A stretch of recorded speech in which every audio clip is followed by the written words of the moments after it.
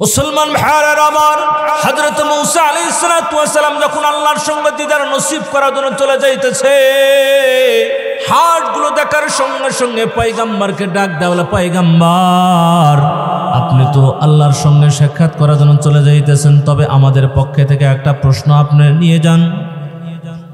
ওগো পয়গম্বর, আপনি নবী, আপনার সঙ্গে আল্লাহর কথোপকথন হইবে, আপনি ওই জায়গাতে আমাদের আবদারটা আপনি তুলে ধরবেন এবং জেনে আসবেন যে আগামী দিন কতদিন পরে বৃষ্টির ব্যবস্থা রয়েছে।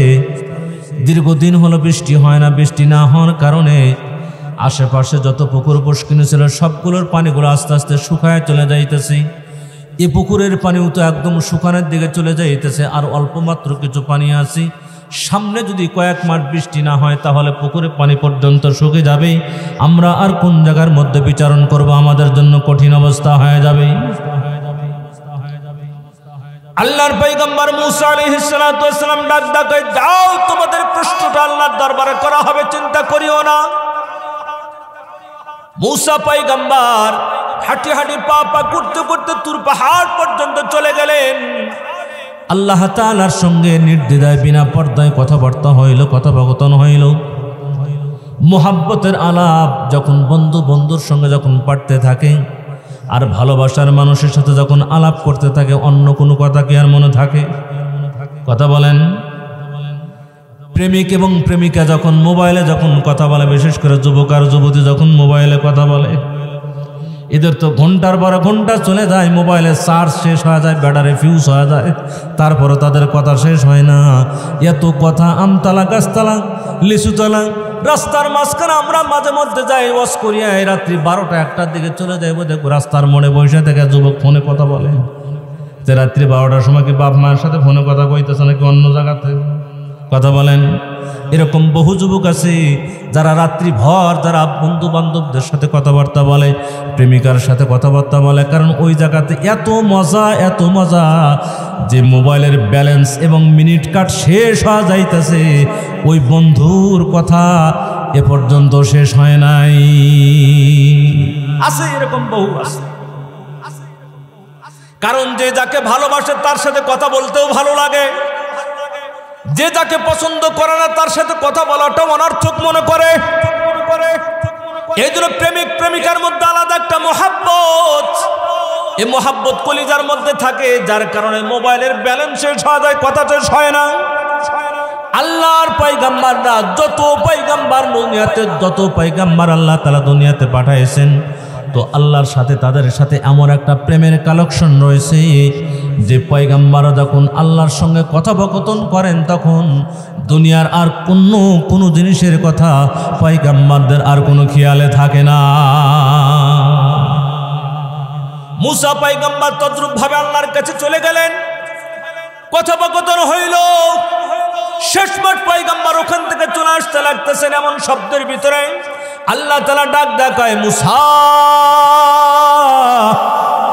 আপনার উম্মতের মধ্যে হাঁস, এটাও তো এক প্রকারের উম্মত, এরা কি আপনার কাছে কোনো প্রশ্ন রেখেছিল? মূসা পয়গম্বর পয়গম্বর ডাক দেয় বলতেছে, ওগো আল্লাহ, আসলেই তো আপনার খেয়াল থাকে, কারণ আল্লাহ পাক বলেন খেয়াল থাকবে না কেন? তাম দুনিয়ার মানুষ ঘুমায় পড়ে, আল্লাহ কি ঘুমায় নাকি? যারা বলেন আল্লাহু লা ইলাহা ইল্লা হুয়াল হাইয়ুল কাইয়্যুম। আল্লাহ পাক কখনো ঘুমান না, কখনো তন্দ্রার ভাব আসে না, কখনো ঝুমুনিও আসে না। মানুষ যেরকম ওয়াজ মাহফিল শুনতে শুনতে জমা পড়ে নাকি? যারা বলেন ঘুম আসে। জুমার নামাজের ইমাম সাহেব খুতবা পড়তেছে, বয়ান করতেছে, অর্ধেক মুসল্লি, 400 মুসল্লি, 250 মুসল্লি ঘুমের মধ্যে চলে গেছে। এরকম হয় কি হয় না? কথা বলেন না কেন, হয় কি হয় না? জুমার নামাজের দিন যার ছাড়া দেখবেন যে ইমাম সাহেব খুতবা দিতেছে অথবা বয়ান করতেছেন, কিছু কিছু মুসল্লি ঘুমাইতেছে, আবার এমনও কিছু মুসল্লি আছে শুধু ঘুমও পড়ে না, স্বপ্নেও দেখে। এমন ঘুম পাড়তেছে যে স্বপ্ন দেখতেছে, তার মানে এত ঘুম ধরে গেছে। অন্য কোনো জায়গায় যদি ঘুমের সুযোগ নাও ধরে, ঘুম জল নাও আসে, কমপক্ষে খুতবার সময় দেখবেন আল্লাহ পাকের রহমত আর সকিনা এমনভাবে এই মসজিদের ভিতরে পড়তে থাকে, যার কারণে মসজিদের ভিতরে এই সকিনা আর রহমতের সহ্য করতে না পারিয়া আরাম এসে আল্লাহর বান্দারা আস্তে আস্তে করে জান্নাতের বাতাস পাইয়া তারা ঘুমায় পড়ে যায়। সুবহানাল্লাহ জোরে বলে। কারণ মসজিদের মধ্যে যে শান্তিটি আছে পৃথিবীর অন্য কোন জায়গার মধ্যে কি সেই শান্তি আছে? জোরে বলো। এ মুসলমান, আল্লাহর পয়গম্বর বলেন আহাব্বুল বিলাদ ইলাল্লাহ মাসাজিদুহা ওয়া আবগাদুল বিলাদ ইলাল্লাহ আসওয়াকুহা। قال النبي صلى الله عليه وسلم قال النبي صلى الله عليه وسلم أحب البلاد إلى الله مساجدها وأبغض البلاد إلى الله أسواقها। तमाम দুনিয়ার ভিতরে যে সকল জায়গা আছে আল্লাহর পয়গম্বর বলেন আল্লাহ তাআলার কাছে সবচেয়ে পছন্দনীয় জায়গা হলো দুনিয়ার ভিতরে যত মসজিদ আছে এই মসজিদের জমিনগুলো আল্লাহ তাআলার কাছে সবচাইতে বেশি পছন্দনীয় এবং মহব্বতের জায়গা। আর দুনিয়ার ভিতরে সবচেয়ে নিকৃষ্ট জায়গা হলো বাজার। এখন আমি আপনাদেরকে প্রশ্ন করব, দুনিয়ার ভিতরে উৎকৃষ্ট জায়গার নাম হলো মসজিদ আর নিকৃষ্টতম জায়গার নাম হলো বাজার।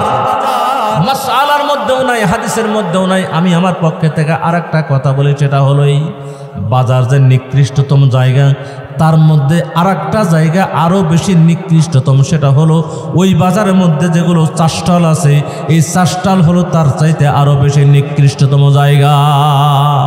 ঠিক না বেঠি? কারণ চাষটালের মধ্যে যাইবেন দেখবেন যে সিনেমা দেখাইতেছে, এমন কোন চাষটাল দুনিয়ার মধ্যে নাই যে চাষটালের মধ্যে লম্বা একটা টেলিভিশন দেওয়া নাই। রঙিন টেলিভিশন দিয়েছে, একজন 26 ইঞ্চি আনছে, ওইটা দেখে আর একজন 28 ইঞ্চি ফিট করছে, আর একজন কই আমারও তো টাকা কম না, আমিও তো 1 কাপ 5 টাকা দাম নিই, আমারও তো টাকা পয়সা ইনকাম করে না, এজন্য সে আবার 32 ইঞ্চি নিয়ে এসেছি। তার মানে যার যার মতো শুধুমাত্র প্রতিযোগিতা, একজন আরেকজনের সঙ্গে গুনাহের দিক দিয়ে প্রতিযোগিতা করে। কিন্তু এই প্রতিযোগিতাটা গুনাহের দিক দিয়ে মানুষের করা উচিত ছিল না। মুমিন ব্যক্তি এবং মুসলমান ব্যক্তি কখনো গুনার দিকে প্রতিযোগিতা করতে পারে না। আল্লাহ তাআলা বলেন তাআওয়ানু আলাল বিররি ওয়াত তাকওয়া ওয়ালা তাআওয়ানু আলাল ইসমি ওয়াল উদওয়ান। আল্লাহু আকবার বলেন। تعاونوا على البر والتقوى ولا تعاونوا على الإثم والعدوان। আল্লাহ পাক ডাক দা পায়, আমার বান্দারা নেক কাজের মধ্যে তোমরাই একজন আরেকজনের সাথে প্রতিযোগিতা করো। নামাজ একজন 5 ওয়াক্ত পড়ে, তুমি কেন 5 ওয়াক্ত পড়তে পারো না? একজন মানুষ 30টা রোজা রাখে, তুমি কেন 30টা রোজা রাখতে পারো না? তোমার বন্ধু তার বয়স 17 বছর, সে 30টা রোজা রাখলো, তোমার বয়স 17, তুমি কেন 30টা রোজা রাখতে পারলা না? এই রোজা রাখার দিক দিয়ে একজন আরেকজনের সাথে মুসাবাকাত করো। তোমার বন্ধু দিনের মধ্যে 5 ওয়াক্ত নামাজ পড়াবার তোমার সাথে ঘোরাফেরাও করে, একই স্কুলে লেখাপড়া করো, তোমার বন্ধু সে দিনের মধ্যে 5 ওয়াক্ত নামাজ আজান যখন হয় মসজিদের ভিতরে দৌড়ায় চলে যায়, অথচ তুমি তার বন্ধু সে নামাজের দিকে দৌড়া যায় আর তুমি চাষটালের দিকে দৌড়ায় চলে গেলা, দুনিয়ার অন্য কাজের দিকে তুমি চলে গেলা। না না, একই জায়গার মধ্যে তোমার বন্ধু 5 ওয়াক্ত নামাজ যদি পড়তে পারে, সে জিকির আজকার করতে যদি পারে, 1 বছর পরে রমজান মাস যদি আসে, রমজানের একটা রোজা সে যদি না কামাই দিতে পারে, তাহলে তুমি কেন পারবা না? এটার ভিতরে একজন আরেকজনের সাথে মুসাবাকাত করতে হবে, পাল্লা দিতে হবে। কিন্তু এগুলোর দিকে আমাদের পাল্লা নয়, কে কত গুনাহ করতে পারে এটার হলো আমাদের প্রতিযোগিতা। ঠিক না? ঠিক করে বলো। এই মুসলমান যুবক সন্তানরা তোমরা ভালো করে শোনো, এই জন্য গুনাহের দিকে প্রতিযোগিতা করা যাবে না। এই যে রাস্তার মোড়ে মোড়ে দেখবো ঈদের দিনে 2টা ঈদ হয় মুসলমানদের, একটা হলো কোরবানি ঈদ আর একটা হলো রোজার ঈদ, ঈদুল ফিতর এবং ঈদুল আজহা। আমি ঈদের নামাজ পড়াই টাঙ্গাইলে কালীহাতে কেন্দ্র ঈদগাহ মাঠে, আমি ঈদের নামাজ পড়াই। ঈদের নামাজ পড়ায় অমনি আমার মাদ্রাসার দিকে আমার সিরাজগঞ্জ দিকে চলে আসি। আসার পথে দেখবো যে রাস্তার মোড়ে মোড়ে মোড়ে মোড়ে লম্বা লম্বা কালো কালো একদম ভূতের মতো কতগুলো দাঁড়া করা নিয়ে এসে ডিজে গান বাজাতে ঢাকর ডগর করতেছে। আছে না আপনাদের এলাকার মধ্যে? আজকে তো মনে হয় ওগুলা সেট করে নাই, একটা মনে হয় সেট করে নাই। সেট করছে কি তোমরা? ডাগর ডাগর কোনোটাই সেট করে নাই। আমাদের দেশের মধ্যে এরকম ঢাকঢোক বাজানোর ঢাগর ডাগর ডিজে গান যেগুলো আছে, ও মুসলমান, এটা এমন একটা বক্স, যদি কারোর হৃৎপিণ্ডের অসুখ হয়ে থাকে, হার্টের সমস্যা হয়, এরকম রুগীকে মেরে ফেলা দেওয়ার জন্য আর কোনো দরকার নাই। একটা বক্স কাছে নিয়ে যায়, সেটা একবার চালু করে দিবেন, একবার ডিজিং করে যখন উঠবে তো চিৎ ফাড়াঙ্গা মরতে আর দেরি লাগবে না। ঠিক না বা ঠিক ধরে বলো? এগুলো বাজানের দিকটা বর্তমান যুবকরা ফার্স্ট। সারা রাত বড় কি গান কয়, খালি ঢ্যাং ঢ্যাং ঢ্যাং ঢ্যাং করতেছে, এর কোনো গানের কোনো ঘিস ঘিস করতেছে। কি সাউন্ড এগুলা, এমন ভাবে সাউন্ড হইতেছে কলিজা ফোপলা সব পুষে যাইতেছে। এ মুসলমান, এ যুবক সন্তান না, তোমরা যে সারা রাত্র বাড়া এই যে ডিজে গানগুলো তোমরা বাজাইতেছো, রাতের রাত প্রায় রাত ৩টা ২:৩০ ২টা পর্যন্ত তোমরা গানগুলো বাজাও, আশপাশের যে সকল রোগীগুলো থাকে, অসুস্থ রোগীগুলো থাকে, তাদের কত কষ্ট হয় একবার কি তুমি খেয়াল করে দেখছো? এখনকার বাচ্চা কাচ্চা কিছু বললে পারা মুরব্বী আবার কমান্ড মানে না। মুরব্বীদের কাছে তোমরা আগের যুগের মানুষ, তোমরা কিছু বোঝো না।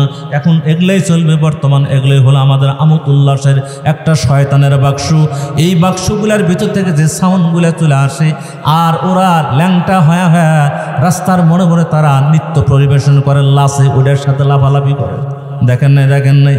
এরপর ডিজে গানগুলো, এই বক্সগুলো বাজায়া, এই বক্সগুলো আবার ভাড়া করিয়া অনেক গ্রামের পোলাপান দেখবেন যে বিশাল একটা নৌকা ভাড়া করছে, ৪টা-৫টা বক্স ওর মধ্যে উঠায় দিয়েছে, আবার ২-৩টা নর্তকীও ভাড়া করে নিয়ে এসেছে।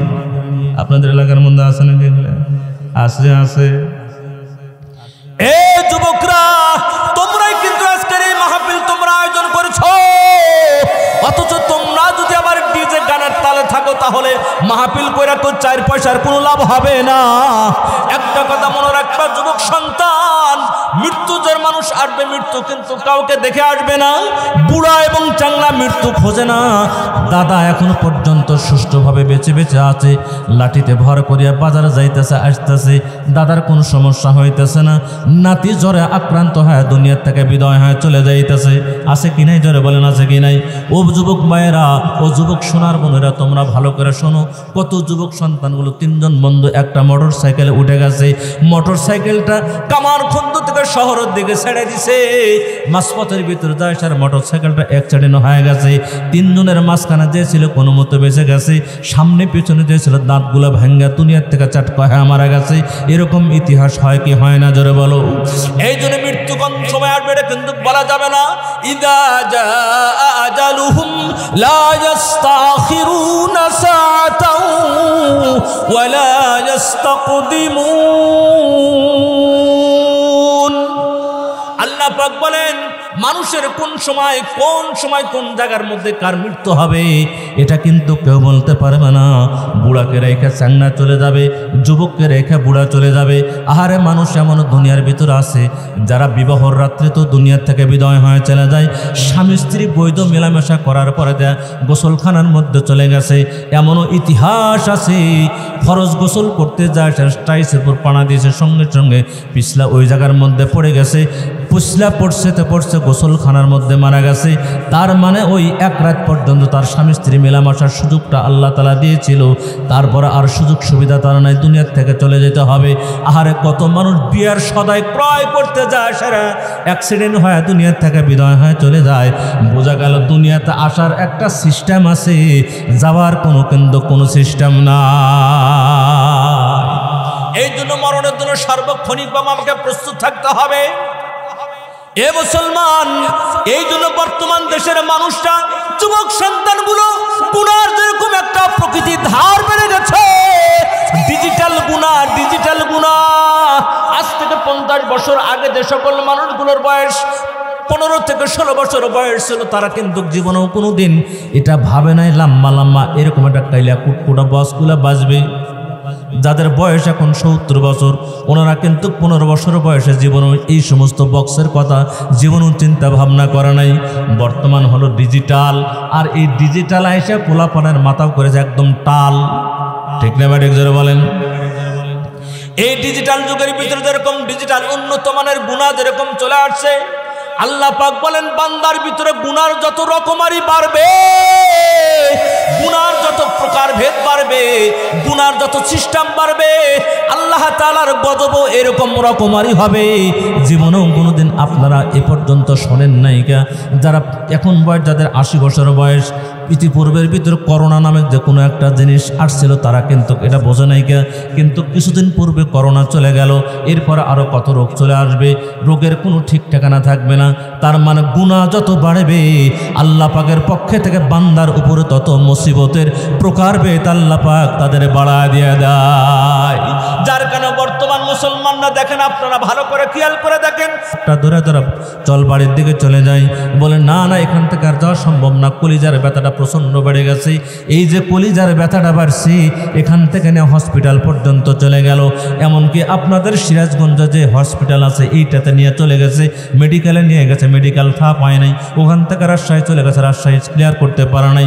ঢাকাতে নিয়ে যাওয়ার সময় যখন আপনার বঙ্গোপসাগর সেতু নাকি এটা কি সেতু, যমুনা সেতু যেটা আছে, এই সেতুর উপরে যখন উঠছে, ওটার সঙ্গে সঙ্গে আল্লাহর বান্দা ইন্তেকাল করে দিয়ে দিল।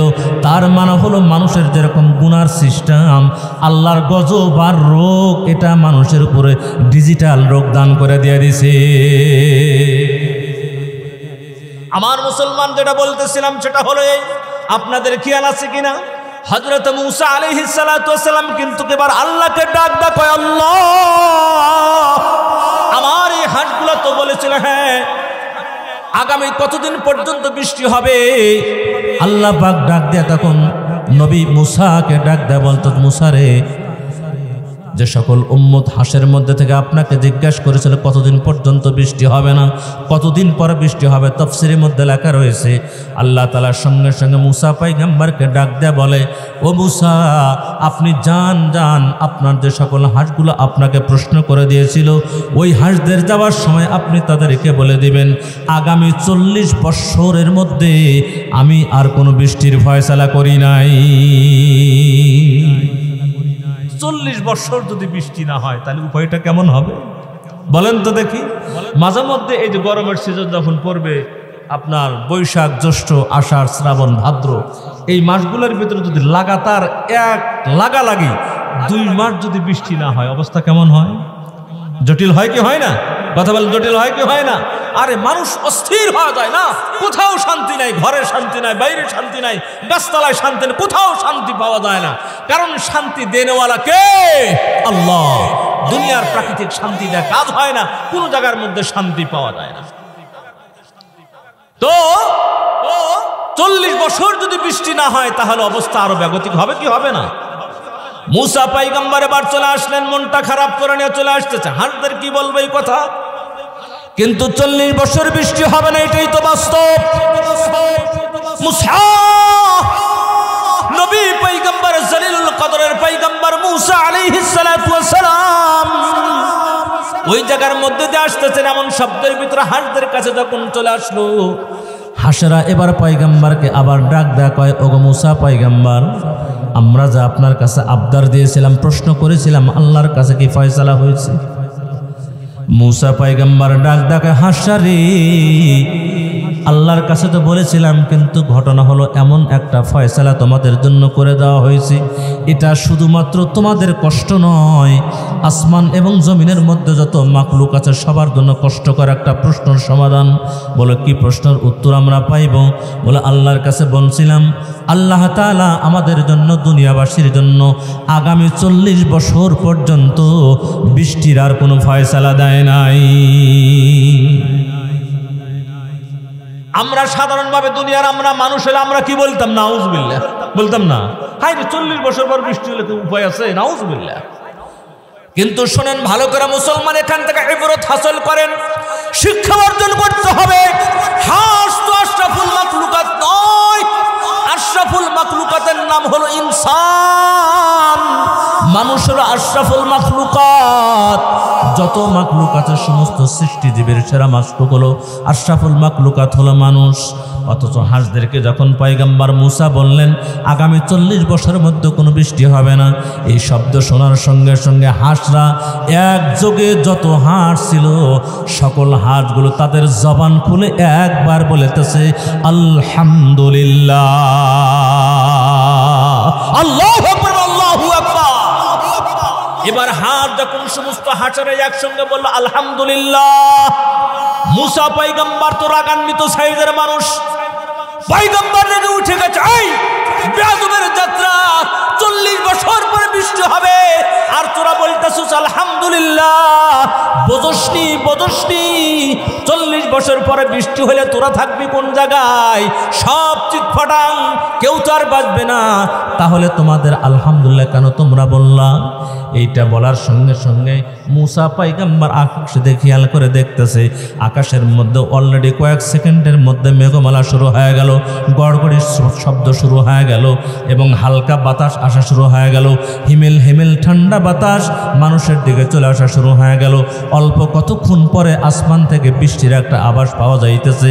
এমন শব্দের ভিতরে আল্লাহ তাআলার পয়গম্বর জলিল কদরের পয়গম্বর মুসা আলাইহিস সালাতু ওয়াস সালাম আল্লাহ তাআলার দিকে ডাক হয়, ওগো মাওলা, আপনি এই তো মাত্র কয়েক মিনিট পূর্বে আপনি বললেন যে আগামী 40 দিন পরে বৃষ্টি হবে, 40 বছর পরে বৃষ্টির ফয়সালা করে দেওয়া হয়েছে, অথচ এই মাত্র সবে মাত্র হাঁসদের সাথে আমি কথা না বলতে বলতেই আকাশ থেকে কেমন জানি গুড় গুড় করে শব্দ হইতেছে, মনে হইতেছে কয়েক মিনিটের মধ্যে এত বৃষ্টি হবে যে বৃষ্টি জীবনেও কোনো দেখি নাই। আকাশের পরিস্থিতি এরকম বোঝা যাইতেছে। আপনি আমাকে সাধারণ মাখলুকাতের কাছে আমাকে মৃত্যু হিসাবে প্রমাণিত করলেন, ওগো মাওলা, আপনার এই কারিশমা কি জন্য হলো? আল্লাহ তাআলা ডাক কয়, মুসা, একটা জিনিস কেন তুমি বোঝো না? মা আর সন্তান হাজারো অপরাধ করার পরে দেয় মা কিন্তু রাগে বাঘ হইয়া যায়। অনেক সময় মাকে বিভিন্ন কষ্ট দিয়ে সন্তান কথা বলে, ও যুবক সন্তান অনেক সময় দেখে টাকা পয়সার জন্য মার সাথে খারাপ আচরণ করে, বাবার সাথে খারাপ আচরণ করে, পরীক্ষার ফলন ফিরাপ করার জন্য মার সাথে খারাপ আচরণ করে, টাকা পয়সা নিয়ে স্কুলে যাবে টাকা পয়সার আজাদ নিয়ে তার বিভিন্ন সময় খারাপ আচরণ করে, অনেক সময় প্যান্ট শার্ট ক্রয় করবে এই নিয়ে টাকা পয়সা নিয়ে মার সাথে ঝগড়াঝাটি করে, অনেক সময় মা রাগান্বিত হয়ে যায়। কিন্তু ওই মার কাছে ওই সন্তানটা যখন রাত্রে এসে বলে, মা তুমি কি আমার উপর রাগ করছো মা, একবার মা করে যখন বলে, ওই লোকটা আসলে মা যদি হয়ে থাকে তো মার কলিজার 32টা রগ ছিঁড়ে তখন সন্তান থেকে মায়ার মহাব্বতের জাল আস্তে আস্তে নিবিড়িত সামনের দিকে অগ্রসর হয়ে যায়, মার কলিজাটা ঠান্ডা হয়ে যায়। সন্তানকে ডাক কয়, বাবা রাগ যতই করি না কেন তুই যখন বলছস মা, আমার কলিজাটা ঠান্ডা হয়ে গেছে, যত রাগ ছিল সব রাগ আমার এখন বিদায়। মুসা পয়গম্বরকে আল্লাহ তাআলা ডাক দেয়া বলে, দুনিয়ার একজন সন্তান মাকে হাজারো রাগ করার পরে দিয়া মা যখন বলে সন্তানের ডাক শোনার সঙ্গে সঙ্গে মায়ের কলিজা ভিজা যায়, ঠান্ডা হয়ে যায়। এ মুসা পয়গম্বর, দুনিয়ার সাধারণ যে সকল মাখলুকেরাও যখন আমি আল্লাহ তাআলাকে সন্তুষ্টি করার জন্য যখন এক শব্দ বলে আলহামদুলিল্লাহ, এটা বলার সঙ্গে সঙ্গে আমার কুদরতি কলিজার মধ্যে জোশ এসে যায়। 40 বছর পরে বৃষ্টির ফয়সালা আসলেই আমি ঠিক করে রেখে দিয়েছিলাম, কিন্তু খাসেরা তাদের কলিজা বড় জবাব দেখে তারা যখন সবগুলো একসাথে আলহামদুলিল্লাহ বলছে, আমি আল্লাহ তাআলার কুদরতি কলিজার মধ্যে এত জোরে আঘাত করছে যে আঘাতে আমি এত সন্তুষ্ট হয়েছি আর আমি সহ্য করতে পারলাম না। 40 বছরের পরের বৃষ্টি আমি 40 বছর আগে এই মুহূর্তে বৃষ্টির ফয়সালা করে দিয়ে দিলাম। আল্লাহু আকবার, আল্লাহু আকবার। এই হলো আলহামদুলিল্লাহ, এটা আলহামদুলিল্লাহর ফজিলত। সুতরাং আমরা কিন্তু সার্বক্ষণিকভাবে সব অবস্থার ভিতরে আমরা কি বলবো? আরো জোরে বলেন একটু আলহামদুলিল্লাহ, জোরে বলেন আলহামদুলিল্লাহ। সবাই বলবো তো ইনশাল্লাহ, বলবো তো ইনশাল্লাহ। আরবি শব্দ ব্যবহার করার অভ্যাস থাকা লাগে। এখনকার ইদানিং কালের অবশ্য মানুষ ইংরেজি শব্দ বেশি ব্যবহার করে, সরি আছে না, দুঃখিত এটা তো বাংলা, সরি এটা ব্যবহার করতেছে। পাশাপাশি যদি আরবি শব্দ ব্যবহার করে এটাই তো সবচেয়ে ভালো। হাঁটে যাইতেছে, হাঁটতে হাঁটতে একটা হুচুট খাইছে, হুজুট খাইছে, হুজুট খাওয়ার সাথে সাথে বলতে হবে ইন্না লিল্লাহ। কি বলবেন? ইন্না লিল্লাহ। কিন্তু আমরা হুজুট খাই কি ইন্না লিল্লাহ বলি? ইস বলে কি বলে? বলে কি বলে না? না, ইস বললে এটা কোনো ইবাদত হইল না, এটা কিছুই হইল না। ওর চাইতে যদি একটা আঘাত খাওয়ার পরে যদি কোনো বান্দা যদি ইন্না লিল্লাহ বলে তাহলে তার একটা ইবাদত হইল এবং হুজুট খাওয়ার পরে তার একটা নেকিও আল্লাহ পাক তাকে দান করবে। এই জন্য আরবি শব্দটাকে বেশি ব্যবহার করা। তো যাই হোক, যেটা বলতেছিলাম, আমাদেরকে আল্লাহ পাকের সার্বক্ষণিকভাবে শুকরিয়া আদায় করতে হবে। পারবো তো ইনশাল্লাহ? রোগে থাকি, শোকে থাকি, ছেলে মারা গেছে, মেয়ে মারা গেছে, স্ত্রী মারা গেছে, 1 বিঘা জমি আরেকজন দখল করে নিয়ে গেছে, যত সমস্যার সব অবস্থার ভিতরে কেউ যদি জিজ্ঞাসা করে ভাই কেমন আছেন, বলতে হবে আলহামদুলিল্লাহ। কারণ আল্লাহ পাকের শুকর আদায় না করার কারণেই পাশার তল থেকে সিয়ার আস্তে আস্তে সরে চলে যায়। ঠিক না বেটি? কথা কয় না, কথা কয় না, কথা কয় না, ঠিক না বা ঠিক? ঠিক না বা ঠিক? যারা বলো মুসলমান, শুকরিয়া আদায় করতে হয়। আল্লাহ তাআলা যে রিজিকের ব্যবস্থা করে দিয়ে দেয়, যে সম্মান তোমাকে দিয়েছে, এই সম্মানের সঠিক ব্যবহার যদি তুমি না করতে পারো, খোদার কসম বলি এই সম্মান তোমার সাথে চিরজীবন থাকবে না, তোমার থেকে অবশ্যই ছিনিয়ে নেওয়া হবে। যা বর্তমান এখন আমরা নগদ প্রমাণ তার পাইতেছি, নগদ প্রমাণ পাইতেছি। হায় রে, কত লোকের কত বাহাদুরি ছিল, সব বাহাদুরি শেষ, আর দেশে টাকার খুঁজে পাওয়া যাইতেছে না। কথা কয় না, কথা কয় না, ঠিক না বা ঠিক? আর খুঁজে পাওয়া যাইতেছে না। প্রধান বিচারপতি শামসুদ্দিন মানিক কালা বুড়িয়াল, কালো বুড়িয়াল আছে না? এই শামসুদ্দিন মানিক, হায় রে, কত বড় বিচারপতি ছিল, কত কলমের পেঁয়াজ দিয়া বাংলাদেশের সমস্ত আলেম ওলামাদেরকে, কোরআনের পাখিদেরকে অনিয়ম ভাবে আইনের ফাঁক দিয়ে তারা উল্টা পাল্টা করে হাজার হাজার আলেমদেরকে জেলের মধ্যে ভরায় দিছিল। কথা কয় না, কথা কয় না, কথা কয় না। শত শত আলেমদেরকে তার কলমের সাথে তাদের ফাঁসির কাষ্টে ঝুলে মেরে দেওয়া হয়েছে। ঠিক না বা ঠিক? যারা বলেন ঠিক না বা ঠিক? শেষ পর্যন্ত তোমার পরিণত হইল কি, তুমি কত আলিশান শাহেনশার মধ্যে ছিলে, কিন্তু দেখা গেল তুমি একটা কলার পাতার উপর শুয়ে আছো। কথা কয় না, কথা কয় না? কলার পাতার উপর শুয়ে আছেন না? দেখেন নাই আপনারা? ইউটিউবে ফেসবুকে দেখছেন তো? এমন মার দিছে, অন্ডকোষ ফাটা ফেলে দিছে, এমন মার দিছে, অন্ডকোষ ফাটা ফেলে দিছে। এটাই নিয়ম। আল্লাহ এবং আল্লাহ রাসূলের সাথে শত্রুতা করলে, বিধর্মিতা করলে, ওলামা একরামের সাথে শত্রুতা করলে, কোরআন হাদিসের বিরুদ্ধে গেলে, আগেও যেরকম আবু জেহেল, উতবা, সাইবা, হামান, কামান, নমরুদের অবস্থা জটিল হয়েছিল, আজও বাংলাদেশের ভিতরে যে সমস্ত লোকজন আলেমদের সাথে মিথ্যারোপ করিয়া জেলের ফাঁসিতে আটকায় দিয়ে দেবে, অন্যায়ভাবে তাদেরকে হত্যা করে দেবে, এই বাংলার জমিনে তাদের বিচার হবে, তাদের অন্ডকোষী ফাটায় দেওয়া হবে। সুতরাং বাঁচার কোন উপায় নাই। হকের উপরে থাকলে আল্লাহ রাজি, হকের উপর থাকলে কে রাজি? আল্লাহ রাজি। এই জন্য আমরা যে যেখানেই থাকবো না কেন, কার শুকরিয়া আদায় করব? কার? জোরবান কার? শুকরিয়া আদায় করতে হবে আল্লাহ।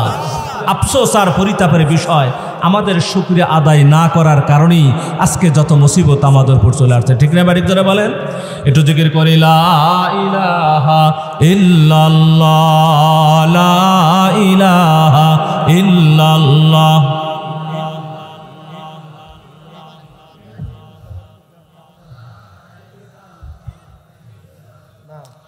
মুহাম্মদ লা ইলাহা ইল্লাল্লাহ, লা ইলাহা ইল্লাল্লাহ।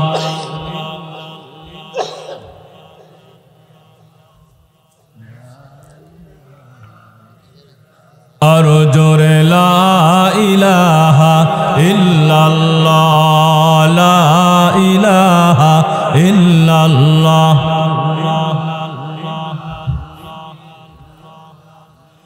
লা ইলাহা ইল্লাল্লাহ মুহাম্মাদুর রাসূলুল্লাহ সাল্লাল্লাহু আলাইহি ওয়াসাল্লাম। মাঝে মাঝে থেকে লোকজন উঠে যাইতেছে, কি 1 নম্বর 2 নম্বর না ঘুম ধরছে? হ্যাঁ, দুটা হাত উঁচা করেন, সবাই দুটা হাত উঁচা করেন দেখি। জোরে বলেন আল্লাহু আকবার। আরো জোরে বলেন আল্লাহু আকবার। হাত একটু নাড়াচাড়া দেন। আল্লাহু আকবার, আল্লাহু আকবার। আলহামদুলিল্লাহ। মাঝখান থেকে লোকজন উঠে গেলে আমার একটু টেনশন হয়। টেনশন হয় কি জন্য? অনেকদিন আগে আপনাদের সিরাজগঞ্জে সদরের ভিতরে, গ্রামের নাম বললাম না, বললে অনেকে চিনে ফেলে দিল, মাহফিলে গেছি। মাহফিলে যাওয়ার পরে এর চাইতে বড় মাহফিল আয়োজন করছে, সেখানে মাঝখান থেকে, আজ থেকে 10-12 বছর আগে, মাঝখান থেকে লোকজন উঠে চলে যেতেছে। আমি বলি, আরে ভাই মাঝখান থেকে ওঠেন কেন? মাঝখান থেকে উঠে চলে যায় না, এ পাশেও পাশে বসে, মাঝখানে জায়গাটা খালি করে, যেরকম ওই যে সামনে ওখানে খালি হয়ে গেছে। তো খালি হওয়া যখন গেছে, আমি জিজ্ঞাসা করলাম, ভাই ব্যাপারটা কি? মাঝখান থেকে উঠে আশপাশে বসেন। এখন একজন ওই মাঝখান থেকে উঠে এরকম 2 আঙ্গুলি খাড়া করছে। তাম বলে 2 খাড়া করছেন, তার মানে কি 2 নাম্বার নাকি বাইরে যাবে না কি অবস্থা? যেরকম আমরা মাদ্রাসা ছাত্রদেরকে একটা শিক্ষা দেওয়া আছে, মক্তবের ছেলে পেলে যখন ওরা তো ঘন ঘন 1 নাম্বার পেশাবে যায়, পায়খানা যায়, কেউ আছে যে পড়া না হইলে পারে আতুরলে ছলফল, তার মানে 1 আঙ্গুল খাড়া করলে পারে বোঝা পেশাব করতে যাবে, আর 2টা খাড়া করলে পারে করে যাবে টয়লেটে যাবে। তবে এই তবলিগ জামাতের একটা জামাত নিয়ে এক মুরব্বী গেছে, আমাকে কারগুজারি শুনাইছে, মসজিদে গেছে তো এক মোবাল্লেগ, একজন সাথী, সে 3 আঙ্গুল খাড়া করছে। তো 3 আঙ্গুল যখন খাড়া করছে, জিম্মাদার সাহেব আর টের পাইতেছে না, আমির সাহেব আছে না, আমির সাহেব বুঝতেছে না, কেন সারা জীবন তো 1 আঙ্গুল আর 2 আঙ্গুলের ব্যবসা করলাম, আজকে দেখতেছে আবার 3 আঙ্গুল, এটা নতুন সিমটম দেখতেছে। তো বলতেছে, আরে 3 আঙ্গুল আবার কিসের জন্য? এটা আমি তো বুঝতেছি না। কয় হুজুর, 3 আঙ্গুল মানে 3 নাম্বার মানে বিড়ি টানা। 3 নাম্বার মানে কি? বিড়ি টানা, মানে হ্যাঁ আবার বিড়ির নিশা যাচ্ছে। আসে না কিছু মানুষ, বিড়ি যদি 10 মিনিট 15 মিনিট না খাইতেছে, মাথা টাল হয়ে যায়। দেখবেন যে সকালবেলা টয়লেটের মধ্যে থেকেও ধোঁয়া ওড়ে।